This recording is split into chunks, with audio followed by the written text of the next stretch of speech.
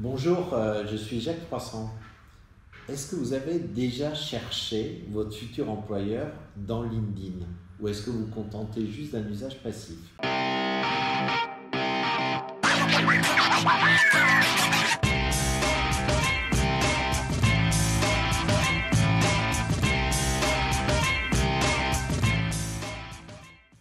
Dites LinkedIn, c'est une base de données, c'est les employeurs qui viennent me chercher. Non, vous pouvez l'utiliser aussi dans le sens inversé. La grande richesse de LinkedIn, c'est un réseau social qui marche dans tous les sens. Première chose, c'est ayez en tête que vous êtes en haut d'une pyramide. Cette pyramide de contacts, elle est constituée des contacts qu'on appelle de niveau 1.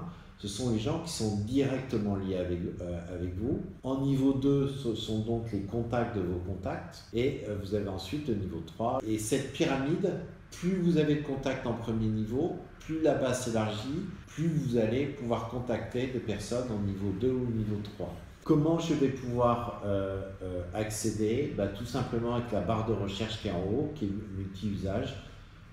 Commencez par une recherche large, par exemple taper directeur e-commerce. Après, on va essayer d'affiner. On va pouvoir tester des combinaisons de mots-clés. Dans LinkedIn, vous pouvez utiliser une partie des opérateurs booléens, les AND, OR, etc. Pensez à les utiliser. Une fois que vous avez identifié quelqu'un, vous allez pouvoir le contacter de plusieurs moyens. Meilleur des cas, vous êtes déjà en contact avec lui, vous envoyez un mail direct, vous avez ses coordonnées, c'est le moyen le plus facile.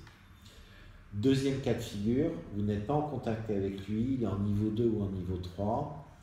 Vous avez à ce moment-là une première solution qui est d'envoyer un email. C'est payant, donc moi ce que je vous conseille si vous êtes en recherche active, c'est d'utiliser un compte premium en investissant 40-50 € par mois. J'ai plus en tête l'échelle exacte des tarifs de LinkedIn, mais n'hésitez pas à le faire, ça va vous donner un volume d'emails qui vous permet de contacter des managers. Alors, j'ai pas envie d'utiliser les emails et de dépenser de l'argent, comment je peux faire autrement? Je peux envoyer une demande de contact. C'est plus ou moins bien perçu, ça peut marcher, en tout cas vous pouvez le tester. Motivez votre demande de contact quand vous le faites. N'utilisez pas le formulaire standard, essayez de mettre 3 ou 4 phrases pour le motiver.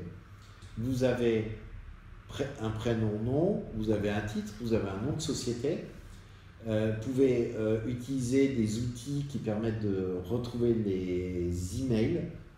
Par exemple, un outil qui s'appelle Email Hunter, mais il y en a d'autres qui vont permettre de reconstituer l'adresse email. Petite astuce que j'utilise moi quand j'arrive pas à trouver, c'est aller sur les sites web des entreprises. Dans la partie communication RP, très souvent, vous avez l'adresse mail de la responsable communication. Donc vous allez avoir la structure d'email utilisée dans l'entreprise. Autre moyen, vous appelez le standard de l'entreprise, vous dites j'ai besoin d'envoyer un email à Jacques Froissart, votre directeur, j'ai perdu sa carte de visite, est-ce que vous pouvez me leur donner? Donc voilà sur la technique. Maintenant, qui cibler? Le réflexe souvent qu'on en recherche, c'est d'aller adresser les DRH et les recruteurs. Moi, je vous conseille de ne pas cibler les DRH et les recruteurs, mais d'aller cibler les opérationnels. Parce que c'est eux qui vont être séduits ou pas par votre profil et vont se dire « Tiens, il est pas mal ce profil, j'ai envie de le rencontrer. » Ils sont moins sollicités que les RH et les recruteurs en plus et sont les plus à même de décider si votre profil leur convient ou pas. Dernière astuce, suivez votre timeline à partir de votre page d'accueil. Il y a beaucoup d'offres d'emploi qui sont partagées.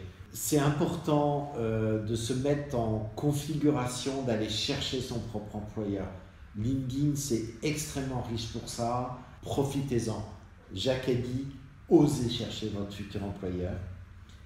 N'hésitez pas à liker cette vidéo et nos autres vidéos. Abonnez-vous à notre chaîne et faites-la vous connaître. Votre entourage est rempli de gens qui utilisent mal LinkedIn et qui seraient ravis de suivre ces conseils. À bientôt.